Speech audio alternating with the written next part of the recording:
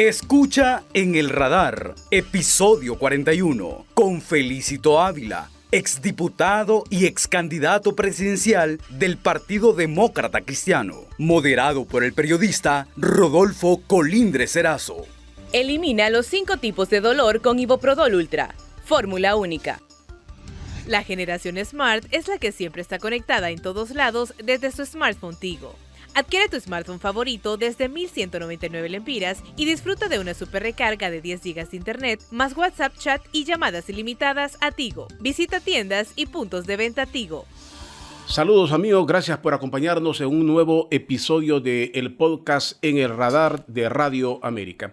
Este día vamos a tener el gusto de dialogar con uno de los hombres que por muchos años fue dirigente obrero, quizás lo lleva todavía en el corazón, dirigió la Central General de Trabajadores por más de 25 años. Luego tiene su paso por la vida política en la cual sigue activo, llega a diputado al Congreso Nacional por el Partido Demócrata Cristiano de Honduras. Se trata de Felicito Ávila Ordóñez. ¿Qué tal está, Felito? Gracias por acompañarme aquí en este podcast En el Radar. Muchas gracias a todos los que tenemos la oportunidad hoy de poder conversar este momento y además hacer realmente un análisis que nos permita quizá contribuir con orientar qué es lo que está pasando en nuestro país. De esa manera nos parece a todos de que estamos en una situación bastante delicada. No es una situación también que se haya generado por descuido, porque hay mucha gente que cree que este es un descuido de la gobernanza que ha tenido nuestro país. Esta es una estrategia política que ha tenido la gente que estuvo desde un principio su planificación estratégica para llegar al poder. Esto no es un problema de decir, vaya, qué casualidad, qué circunstancias las que estamos viviendo. No sabíamos quién era Julano. Óigame, da no sé qué a veces pensar de esa manera que alguien diga, no sabíamos quién era Sutano. A mí, ¿cómo me pueden decir, no sabíamos quién era Mel Zelaya? No sabíamos quién era la esposa del señor Mel Zelaya. No sabíamos realmente cuáles eran sus grupos que tenía en campaña y que además expresaban la visión de lo que querían.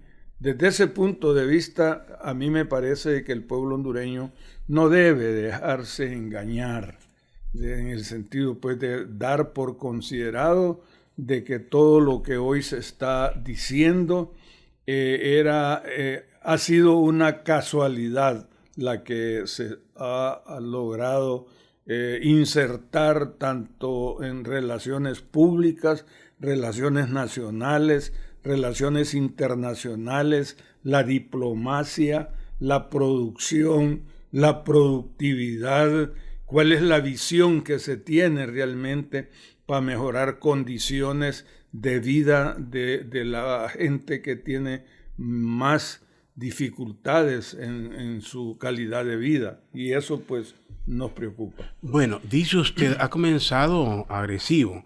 O sea, lo que estamos viendo no es producto de la casualidad. Todo es producto de algo ya planificado. Está hablando que la crisis, no elegir fiscal general del Estado, que hay colectivos, que no se puede gobernar, que el gobierno dice que es la oposición, que no lo dejan, que es los años de dictadura. Todo esto es un argumento para justificar una acción bien planificada. ¿Así? ¿Lo entendí perfectamente? Es que eso es así. Disculpe, Colindres, voy a decir unas frases que quizá para algunos puede ser tontera o imaginación. Recuérdese usted que yo fui candidato presidencial cuando fue don Porfirio Lobo Sosa, cuando fue el amigo del Pino, de la UDE, el compañero, buen amigo del Partido Liberal, bueno, Elvin Santos. Elvin Santos, fuimos candidatos presidenciales. ¿Y qué le quiero decir con esto yo? No es cierto que solo el tema es discursos. También es cierto que el tema es hablar sobre puntos estratégicos en el desarrollo de un país al tener esa oportunidad de ganar. O sea, esta gente que ganó no es que vino a despertarse de la noche a la mañana, a las 4 de la mañana, a despertarse y decir, ganamos. ¿Ve? No sabía que ganábamos. No. Hay toda una política que trabajan los partidos, que trabajan la gente que está cerca de uno, más inmediato, y le está indicando hasta qué no y qué sí puede usted señalar. ¿Y a dónde nos quieren llevar? Si esto es planificado, si se va siguiendo un guión, ¿hacia dónde vamos? Cada partido tiene un plan de gobierno. Lo lastimoso de eso es que es plan de gobierno de partido, no un plan de gobierno de el Estado. Fuese diferente como lo tienen los Estados Unidos. Los Estados Unidos tienen un plan de gobierno de Estado. ¿Ve? Nosotros aquí lo que se hace es un plan de gobierno de partido, ni siquiera de país, de partido. Y entonces lo que hacen es el diseño. ¿Qué sucede? ¿Quién iría en caso de a tal ministerio? Ya empieza. ¿Quién iría a tal ministerio en caso de? Porque desde ese de nos va a generar a nosotros tal cosa.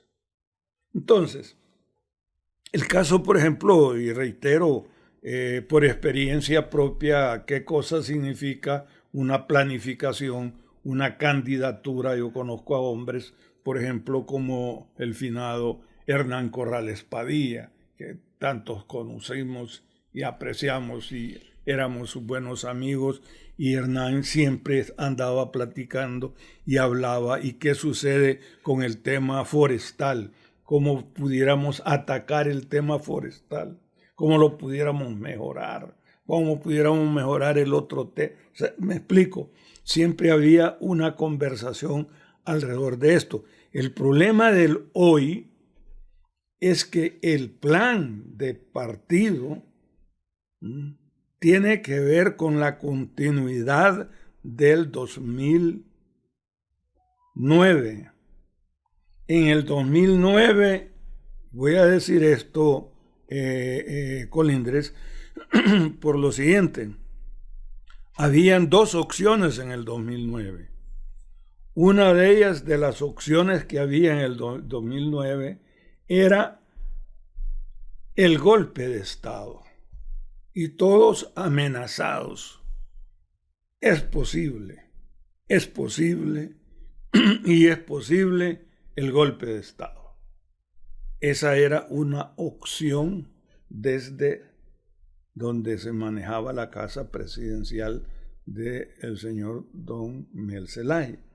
Y la segunda opción era la cuarta urna que nos condujera a tener que llegar a la famosa, ¿cómo se llamaba? Constituyente. Al hacer una valoración, al poner las dos páginas al frente y poder decir qué es más caro y qué es más fácil de estas dos y cuál nos conduce al poder, en corto plazo, llegaron a la determinación que era más fácil el golpe de Estado que la constituyente, porque la constituyente era un proceso del corto, del mediano y del largo plazo, fíjese bien, mientras que el golpe de Estado era un instante, era un momento de A o de B, se salía o no se salía, entraba o no entraba, y luego el gobierno continuaba porque se golpeaba el poder ejecutivo, no se golpeaba el poder legislativo ni se golpeaba la Corte Suprema de Justicia.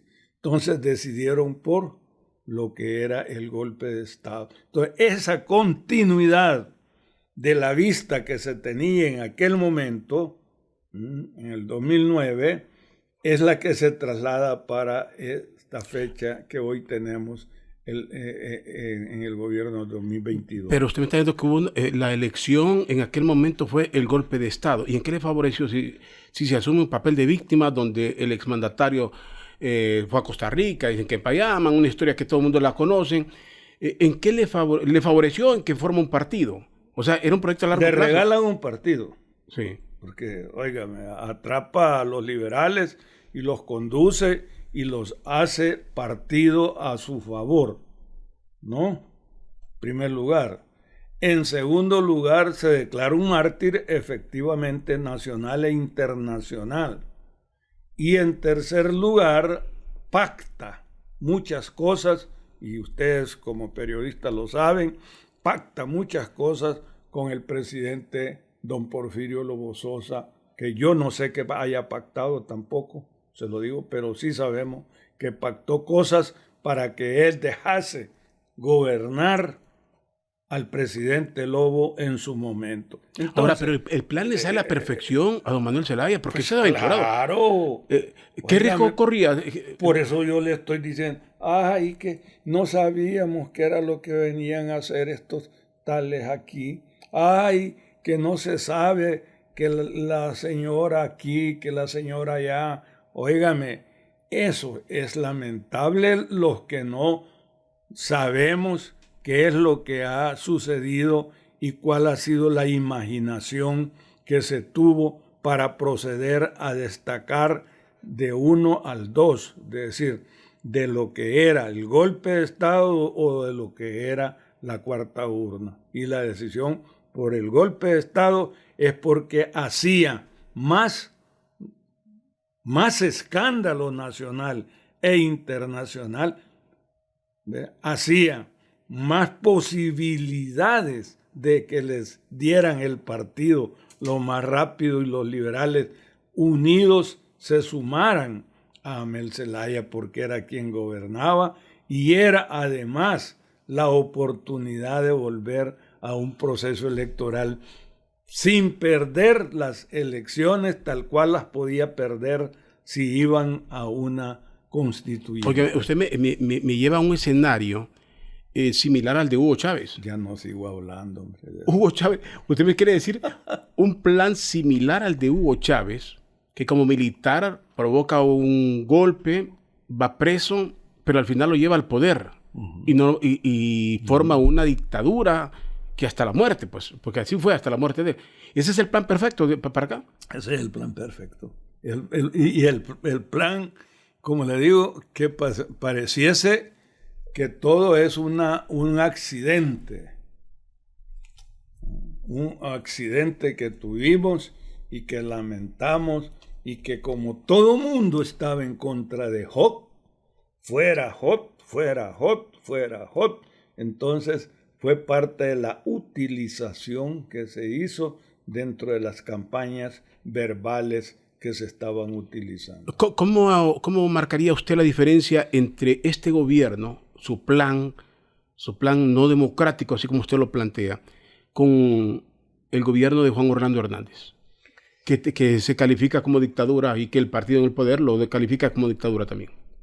El plan que tenía Juan Orlando, la parte original tuvo aspectos que uno podía considerar que se podían desarrollar mejor, no perfectos, pero sí mejor.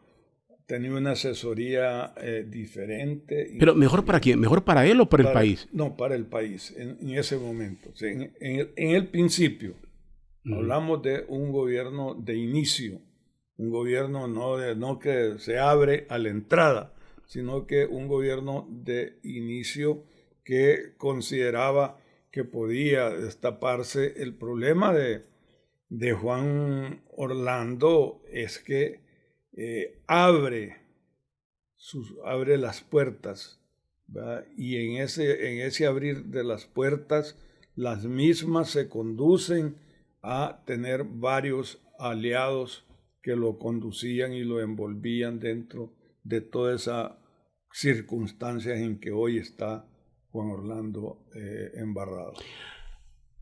Don Felicito, le pregunto, siempre al Partido Demócrata Cristiano de Honduras lo han visto como el partido y un calificativo fuerte, bisagra, partido bisagra. Y muchos de sus seguidores muy afines al Partido Nacional. Ustedes en su momento, usted ha dicho que sí comulgaban con muchas de las ideas del Partido Nacional.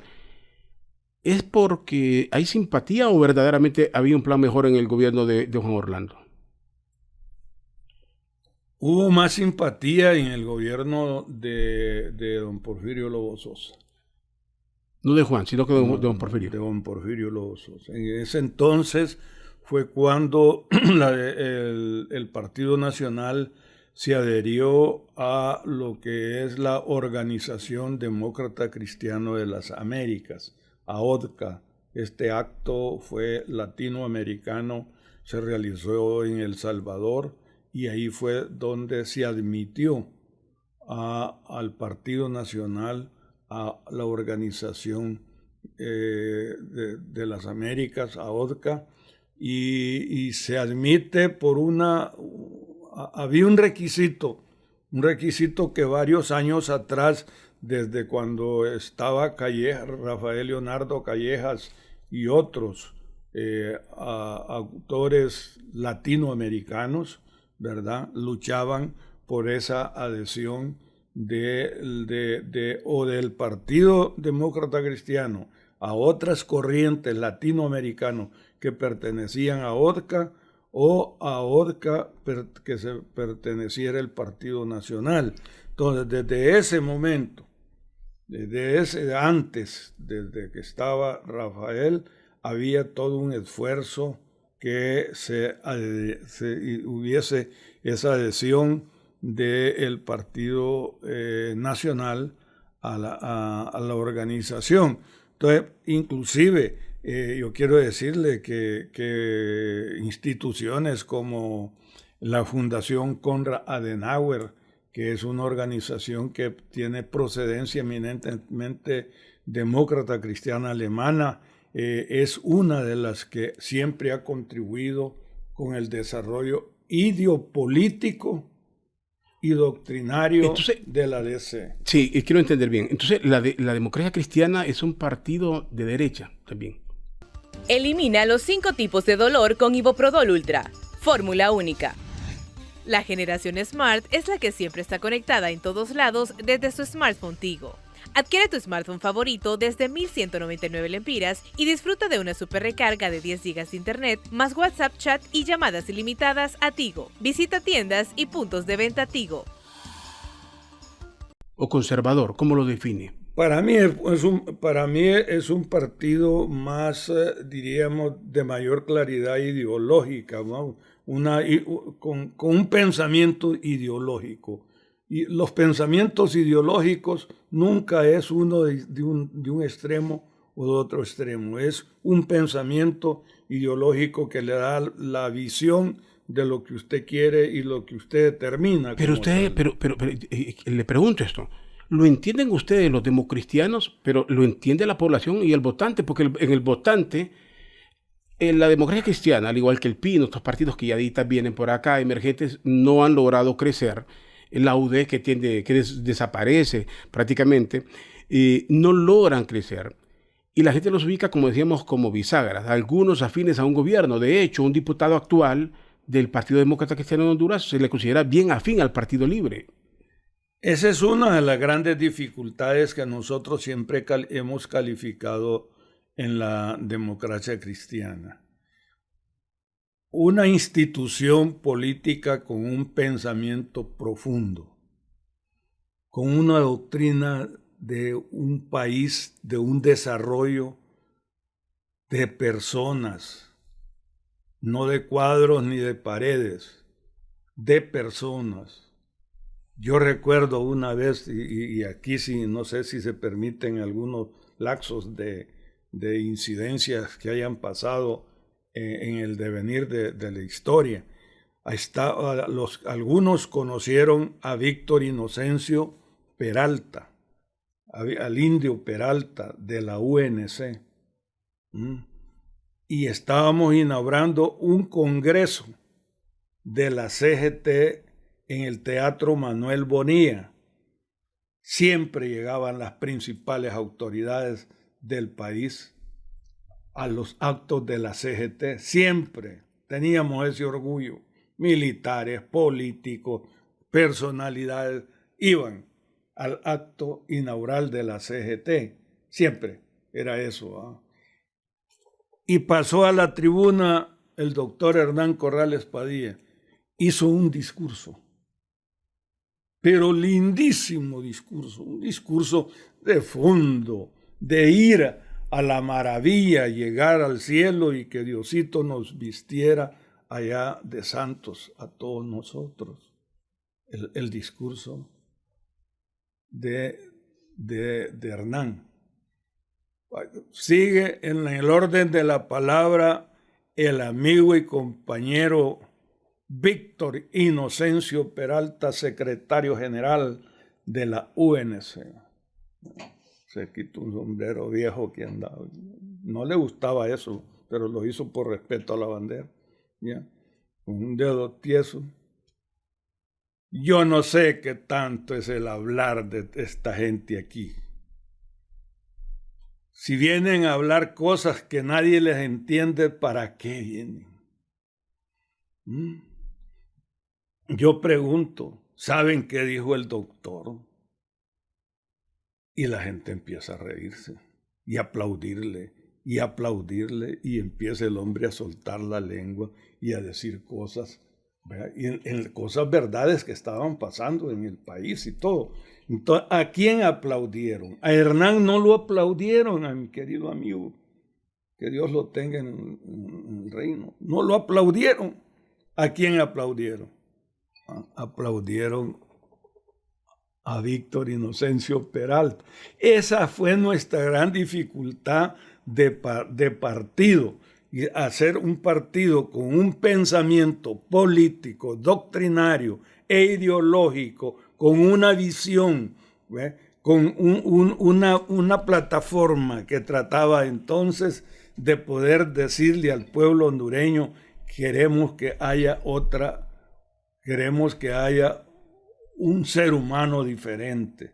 Pero no se pudo porque la cultura política que teníamos los hondureños no nos daba para entender esos grandes mensajes que nos hubiesen conducido a hacer realmente una Honduras mejor, tal cual la sigue planteando la democracia Pero usted cristiana. me habló ahí, me hizo una combinación de un movimiento obrero, donde los dirigentes coinciden con aparecer en la democracia cristiana. Sí. En momentos en que la CGT era la mayor central, y podría seguir siendo la mayor central, pero estamos hablando de tiempos donde el movimiento obrero pesaba un poco. Hoy no pesa en lo absoluto. Y está hablando, insisto, de la CGT, no del Partido Demócrata. ¿Quién tenía el poder de convocatoria? Claro. Era la central obrera, no era la democracia cristiana. Como nosotros éramos una firme oposición, recuérdese que nosotros estuvimos 12 años sin personería jurídica y así nos reconocían y así nos recibía el presidente, sin personería jurídica. Porque pesaba la CGT. Por el peso como tal. Los militares no recibían. Porque eran sindicatos. En momentos, repito, momentos en que el movimiento sindical tenía una credibilidad, póngale, o tenía más credibilidad. Tenían identidad con los problemas que se estaban dando, ¿verdad? Entonces, le reitero, sin personalidad jurídica. De hecho, la UNC, hasta que llegó el doctor Roberto Suazo Córdoba, le dio la personalidad jurídica a la UNC. Muy bien, pero aquí yo lo que le quería hacer una comparación porque ahí no solamente habló Hernán, habló otro compañero del sector obrero, Víctor Artiles, habló un compañero de la NACH, Cosa así, Sí, ¿verdad? aquel Pero movimiento. lo que le quiero decir es que aquel discurso tan lindo, tan bello, tan inmensamente profundo que hizo Hernán, la gente estuvo con los brazos cruzados todo el momento de su discurso. Cuando habló Víctor y dijo, yo no sé Sí. para qué tal cosa, la gente empezó a soltar y aplaudir y a hacer O sea, empatía. en fondo era, el dirigente obrero era más político. Más político. Era más político que el dirigente. Pero lo que no me contestó es la afinidad que ha demostrado el Partido Demócrata Cristiano de Honduras en el gobierno anterior con el Partido Nacional y hoy en día su representante en el Congreso con el gobierno actual, que hace ver al partido como un partido, insisto, bisagra, le dice la gente, históricamente. Sí, el término bisagra fue de ¿Pero son afines al actual gobierno? No, en este momento no. ¿O solo su dirigente en el Congreso? El partido no tiene ninguna relación que lo constituya verse, diríamos, unido al actual gobierno como tal. Ese es el representante en el Congreso. Es el representante en el Congreso el que ha tomado esa decisión. Él dice que tiene justificadas razones. Bueno, cada uno tiene su autonomía personal para poder decidirlo, pero lo que es el partido... Sin autorización. Sin autorización.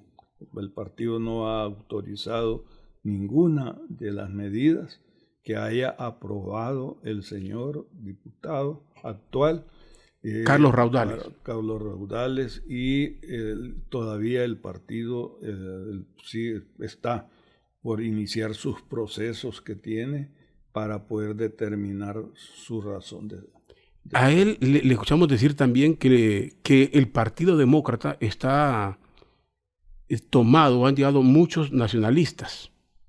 A usted en algún momento, como decía, ha militado en la democracia cristiana, pero se le ha visto como un hombre del Partido Nacional.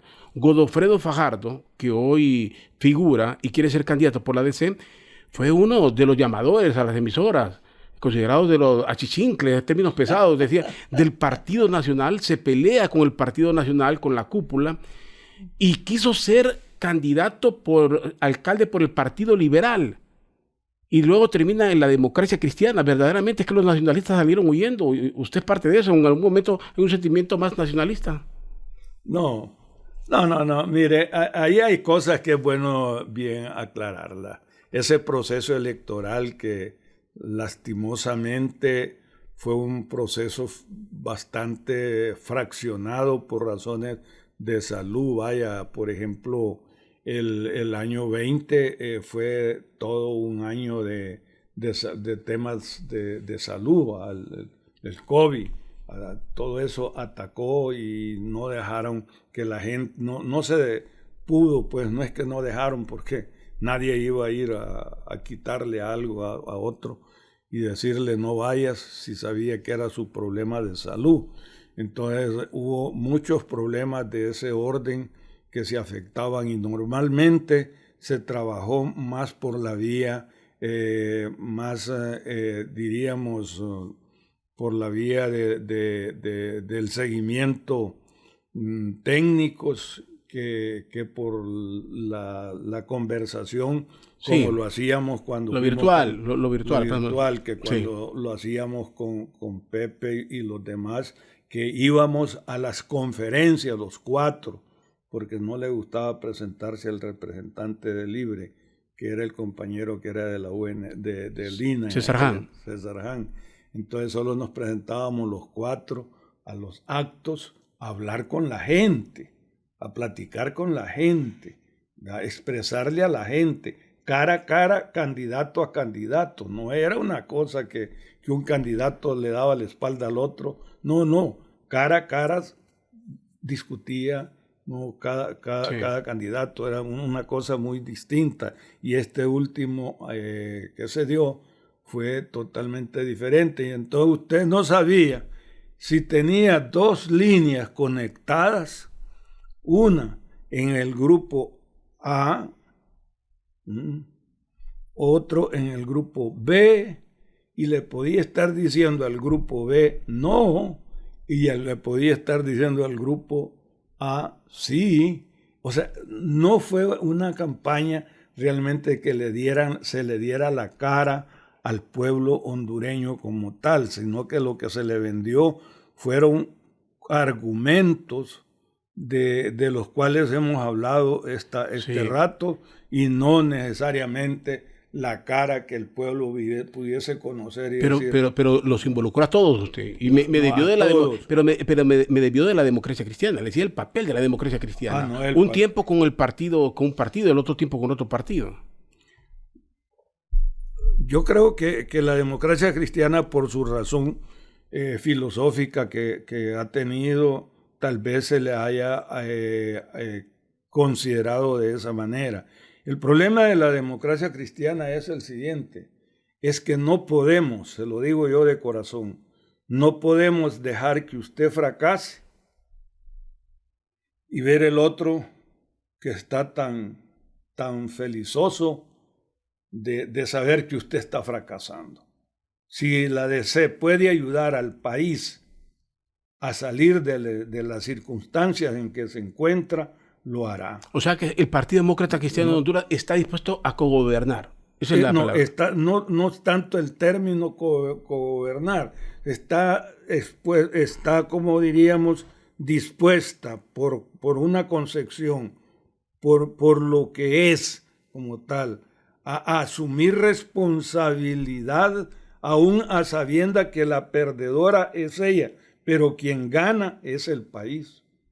O sea, no es nada fácil. Por eso es que le decían a los campesinos, le decían a la CGT, porque era Congreso de la CGT, por eso es que decían que lo que decía Hernán no se entendía, con lo que decía Víctor sí se entendía. ¿Por qué? Porque no es lo mismo un partido egocentrista, un partido que plantea sus intereses personales y propios de partido, a un partido que dice, si hay que compartir responsabilidades, hagámosla. Pero entonces el Partido Demócrata Cristiano de Honduras, bajo esa premisa, yo le entiendo lo que usted me quiere decir, pero es acomodarse y no aspira a gobernar. No. El Partido Demócrata Cristiano no aspira a gobernar, a ganar por bandera propia. ¿Sabe por qué no aspira, o a qué es lo que no aspira a ganar? La democracia cristiana no aspira a ganar por hipocresía. La democracia cristiana no aspira a ganar porque tal vez le vendan el discurso o le compren el discurso. Esos son las grandes dificultades que tiene la democracia cristiana. No aspira a ganar por hipocresía, porque eso significa ir a engañar a la gente. ¿Qué es lo que se hace hoy? Por favor, Colindres, está hablando con alguien que conoce el teatro visible de la aldea.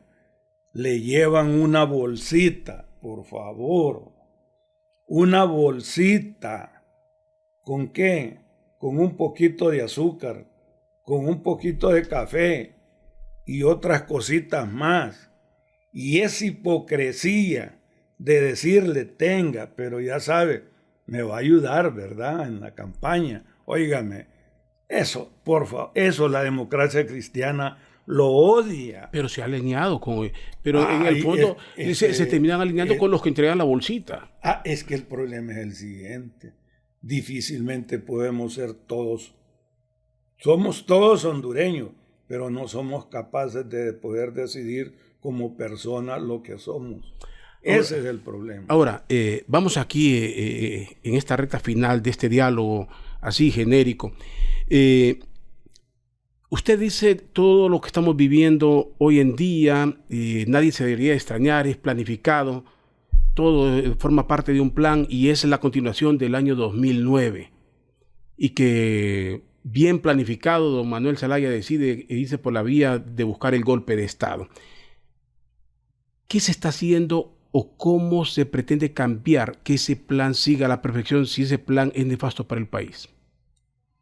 Aquí solo es el pueblo que pudiese llegar a alcanzar más o una mayor madurez, diría yo. Los partidos no pueden hacer nada. No, es que mire, la competencia de los liderazgos no están pensando en eso. La competencia de los liderazgos no están pensando en eso. Están pensando cómo sigo yo atrayéndolo a usted, nada más. No cómo usted llega a tener la claridad de saber qué conviene o no conviene para este país. Ese es nuestro problema.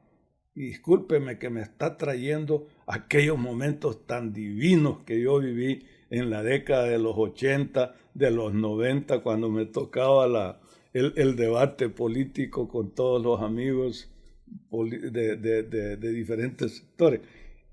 Le vuelvo a repetir, si fuese realmente, ya tuviéramos mire, si quisiéramos este país, ya tuviésemos una coordinación para discutir un plan de gobierno. El que gane, ¿a qué se somete? Vamos, primer desafío. El que gane, ¿a qué se somete? Pero bajo un plan de gobierno. Un plan de país que nos diga, en el primer año nosotros hemos logrado tal cosa, el segundo año tal cosa, el tercer año tal cosa, sucesivamente. Mire, comprometidos todos. Sí. Pero no, ahorita todo el mundo vaya a ver, óigame, y a usted se le ha olvidado lo que ha pasado en el Congreso. ¿Qué pasa con los señores jueces y todos los que han pretendido elegir ahí? Usted se dará por desconectado al saber, por ejemplo, que un grupo tiene 70 y tantos y otro grupo tiene menos y está gobernando el que tiene menos el tema. Solo hay que preguntarnos. Entonces, el que tiene menos está gobernando el tema, en vez de ser gobernado por el que tiene más. Entonces, cuando usted dice, ¿y para qué? ¿Cuál es el propósito? El propósito simplemente es, no te dejo pasar mientras no lleguemos a un acuerdo de otros temas semejantes que tiene el país. Bueno, Felicito. Dijo usted aquí, quiero finalizar. Me metí a otra. No se pretende ganar o gobernar con hipocresía, ¿no? Bajo la hipocresía. Da igual quién sea el candidato en el Partido Demócrata Cristiano de Honduras, se da por hecho de que el partido no va a tener electores, que va a tener que sumarse si la causa del gobierno le convence, o sea, a quien llegue al poder, menos la democracia cristiana. Para la democracia cristiana, lo ideal llegar al poder es con un plan nacional de desarrollo, un plan de gobierno. Eso es lo ideal. ¿Con quiénes? Eso no es el problema. Pero solo no, o sea, el punto de la democracia cristiana no puede. Es que no importa, mire, si lo hago solo, yo estoy demostrando otra actitud también diferente. Si yo tengo el poder, yo tengo que buscarlo a usted, a él, al otro compañero, a que hagamos gobierno para que todos los hondureños nos comprometamos en el desarrollo del país. Aquel que pretende ganar para gobernar por sí solo, sin saber si tiene un plan de gobierno que sea satisfactorio para el desarrollo de todo el país, está equivocado.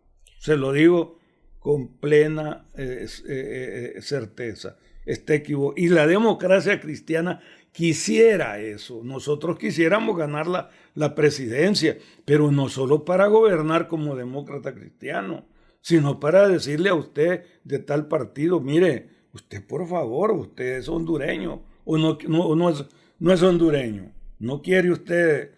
¿Sabe por qué?